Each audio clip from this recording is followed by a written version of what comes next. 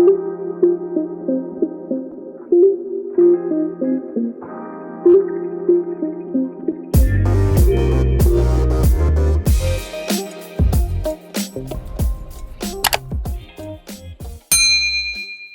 दोस्तों, क्या हाल है, कैसे हैं।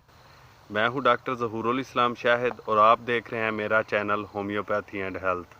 प्यारे दोस्तों, आज की वीडियो में मैं आपके साथ होम्योपैथिक मेडिसिन जिनसिंग के यूजेस एंड बेनिफिट्स शेयर करूंगा। चलें शुरू करते हैं। ये दवा चीनी हुकामा की दरियाफ्त है। इसे जच्चा को बच्चा की पैदाइश के बाद दर्द के फौरी दूर करने के लिए इस्तेमाल किया जाता है। मैंने अपनी प्रैक्टिस में इस दवा के इस शाफी असर को बहुत बार आजमाया है और हर बार इसकी तस्दीक हुई है। दोस्तों, अगर आप मेरे चैनल पर नए हैं तो जल्दी से वीडियो के नीचे सुर्ख रंग के सब्सक्राइब के बटन को दबा दें और साथ ही बेल बटन को भी दबा दें ताकि मेरी हर नई आने वाली वीडियो का नोटिफिकेशन आपको मिल सके।